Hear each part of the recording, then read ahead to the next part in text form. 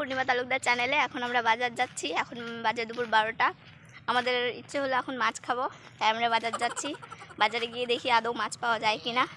আমরা বাজারের খুব কাছাকাছি চলে এসেছি। আমাদের বাড়ি থেকে বাজার খুব একটা দূরে নয়, মাত্র 5 মিনিটের রাস্তা। রাস্তায় একটা লোকও নেই, প্রচণ্ড রোদ, তাই হয়তো রাস্তায় খুব একটা লোকজন নেই। তবে যাওয়া যাক বাজারে। বাজারের কাছে গিয়ে দেখি না এখানে কয়েকটা লোক রয়েছে। ও মা, সামনে দেখছি ফুচকার দোকান, আসার সময় ফুচকা খেতে হবে। আমরা বাড়ি থেকে আসার সময় বাড়িতে কাউকে বলে আসিনি, তাই ক্যাশ টাকাও নিয়ে আসতে পারিনি। তবে সঙ্গে এটিএম রয়েছে। ফার্স্ট আমরা এটিএম যাব, টাকা তুলবো, তারপর মাছ কিনবো। আরে এক্সাইটমেন্ট মতলব क्या?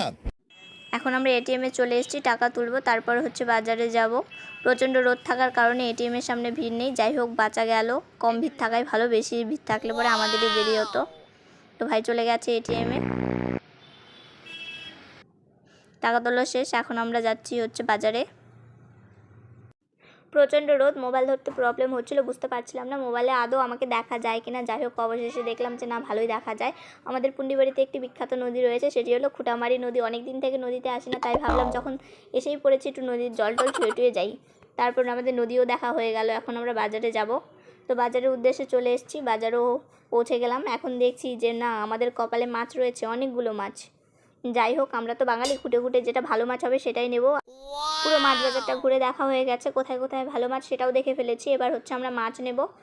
ফার্স্ট আমরা নিতে যাব হচ্ছে কোকা ইলিশ। আমার মার কোকা ইলিশ খুব প্রিয়, তাই আমি কোকা ইলিশ নিব।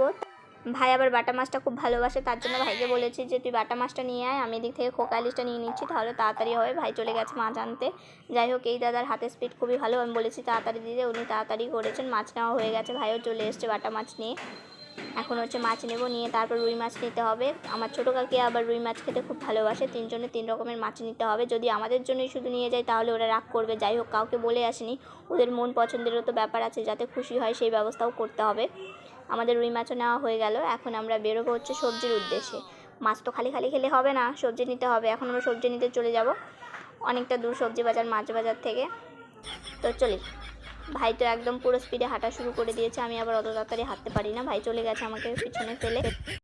A few moments later. এখন চলে এসেছি সবজি নিতে। সবজির দোকানে প্রচণ্ড ভিড়, কিন্তু দাঁড়িয়ে থাকবো, যত দেরি হোক এই দোকান থেকেই সবজি নেব। অন্য দোকানের সবজি থেকে এই দোকানের সবজিগুলো টাটকা, আমার খুব পছন্দ হয়েছে। তাই বললাম যে কাকু একটু দেরি হলেও কোনো ব্যাপার না, আমি সবজিই নেব।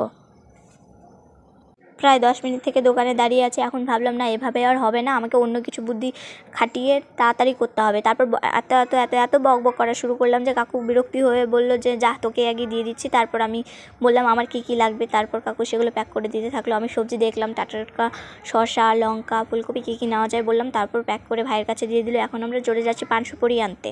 পান আর সুপারি আমার আর কাকির আর মার খুব প্রিয়, ওরা খাওয়া শেষ হলেই পান সুপারি লাগে এতে। তারপর দেখলাম পুন্ডিবাড়ি বাজারের একই অবস্থা, একটুখানি জল জমতেই এত কাদা, এত নোংরা আবর্জনা ফেলে পরিবেশ একদম দূষিত করে দিচ্ছে। এত অবস্থা খারাপ যে নিজেরই খুব দুঃখ লাগে, বাজারের অবস্থা এত খারাপ। চলে এসেছি ফুচকার দোকানে, এখন আমরা ফুচকা খাবো, দাঁড়িয়ে আছি।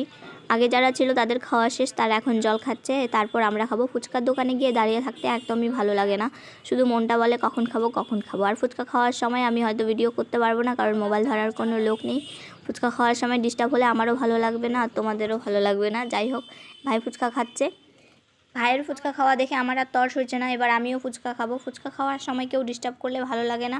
আর আমার ভাই মোবাইলটা ভালো করে ধরতে পারে না, যদিও ধরে ভুলভাল সব ভিডিও করে তুলবে, তার জন্য আমার প্রথম থেকেই সন্দেহ হয়েছে ও আরও তাই করছে। তাই এখন ভিডিওটা কিছুক্ষণের জন্য অফ করে রাখলাম।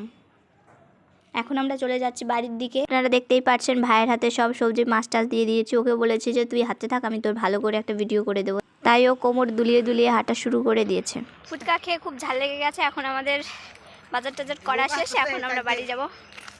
ভাই খুবই ক্লান্ত, ভাইয়ের 2 হাত একদম ভর্তি। চলে এসেছি বাড়িতে, আর 2 মিনিটের রাস্তা। খুব খিদে পেয়ে গেছে, এবার বাড়ি যাব, রান্না করবো, খাবো। Bye bye.